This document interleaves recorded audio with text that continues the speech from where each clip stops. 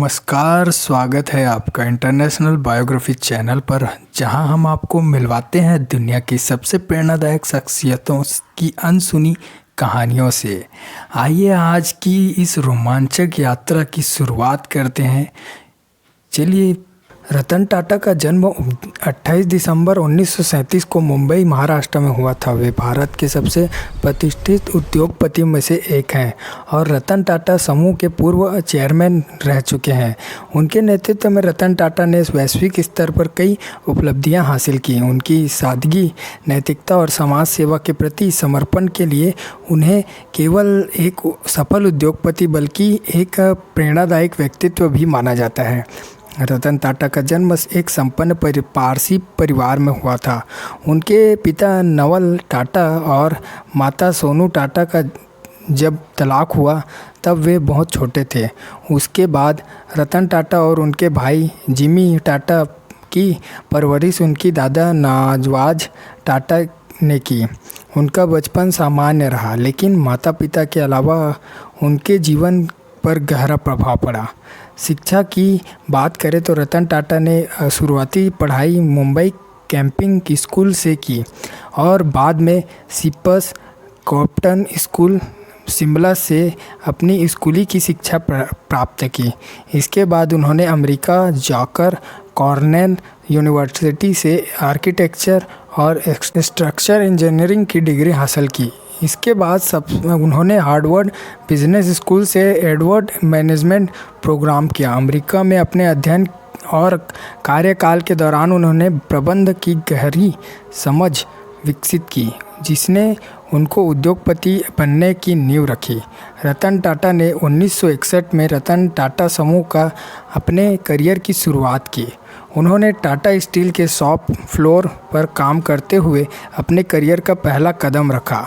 यह उनके लिए एक कठिन लेकिन महत्वपूर्ण अनुभव था, लेकिन उन्होंने उद्योग उत्पादन के बारीकों को नज़दीकी से देखा। धीरे धीरे वे टाटा समूह में विभिन्न पदों पर काम करते हुए ऊपर बढ़ते गए। उनकी मेहनत और दूरदर्शिता ने उन्हें संगठित मजबूत स्थिति दिलाई। 1991 में जब वे RG टाटा के समूह के चेयरमैन पद से इस्तीफा दिए, तब टाटा को इस पद की चुनाव किया गया। टाटा समूह उस समय कई अलग अलग क्षेत्रों में फैला हुआ था, लेकिन एक संगठित ढांचा नहीं था। रतन टाटा ने समूह को एकत्रित किया और इसे एक आधुनिक, प्रतिस्पर्धा और अंतर्राष्ट्रीय पर सफल कंपनी बनाने का श्रेय लिया। रतन टाटा ने नेतृत्व में टाटा समूह ने कई बड़ी कंपनियों का अधिग्रहण किया और अपने अंतर्राष्ट्रीय प्रभाव को मजबूत किया। उन्होंने टाटा समूह को सिर्फ भारत तक सीमित नहीं रखा, बल्कि विश्व के सभी मंचों पर स्थापित किया। उनके नेतृत्व में टाटा समूह ने कई ऐतिहासिक अधिग्रहण किए। टेटली ब्रिटिश चाय कंपनी, उसने टाटा को विश्व स्तर पर पहुंचा दिया। कोरस, यूरोप की प्रमुख स्टील कंपनी, जिसने टाटा स्टील को वैश्विक स्टील उद्योग की स्थान दिलाया। 2008 में जैगुआर लैंड रोवर, इस प्रतिष्ठित ब्रिटिश कार निर्माता ग्रहण ने टाटा को मोटर्स को वैश्विक ऑटोमोबाइल बाजार में स्थान दिलाया। इसके अलावा रतन टाटा ने भारतीय बाजार में कई महत्वपूर्ण सफलताओं की शुरुआत की। टाटा इंडिका भारत की पहली स्वदेशी रूप से विकसित कार है, जो टाटा मोटर्स की सफलता की शुरुआत थी। इसके बाद 2008 में उन्होंने दुनिया की सबसे सस्ती कार टाटा नैनो को लॉन्च कर दिया, जिसे आम आदमी की कार कहा जाने लगा। यह रतन टाटा का सपना था कि भारत में हर परिवार के पास अपनी कार हो, और नैनो इस दिशा में उनका बढ़ा हुआ कदम था।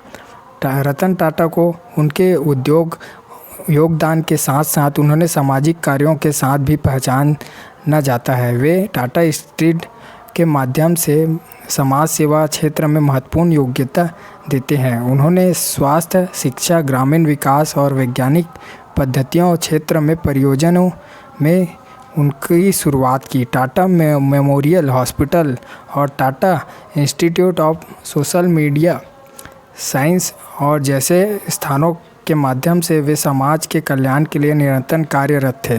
रतन टाटा ने माना कि व्यापार को समाज की सेवा के लिए काम करना चाहिए और उन्होंने इस सिद्धांत को अपने व्यावसायिक निर्णयों में हमेशा प्राथमिकता दी।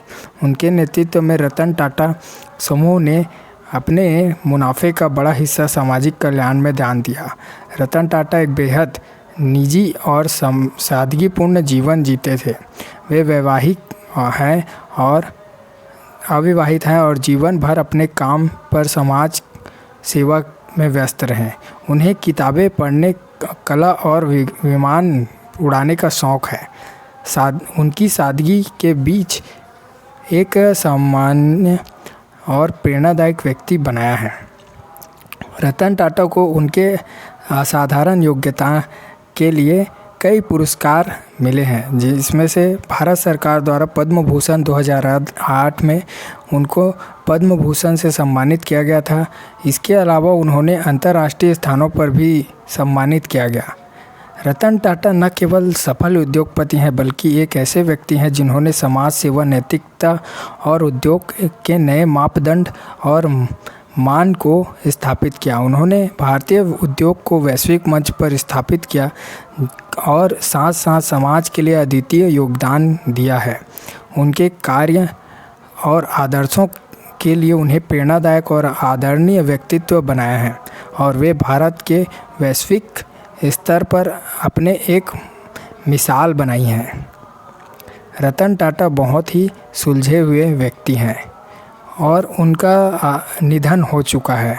जी हाँ दोस्तों, तो दोस्तों उनके लिए ये बायोग्राफी डेडिकेट कर रहा हूँ। आई होप कि आपको ये पसंद आया होगा। आई होप दोस्तों आपको यह वीडियो पसंद आएगा तो लाइक मारो और सब्सक्राइब करो हमारा चैनल, ताकि ऐसे ही बायोग्राफी आपको देखने को मिल सके। मिलते हैं नेक्स्ट वीडियो में। आज के लिए धन्यवाद।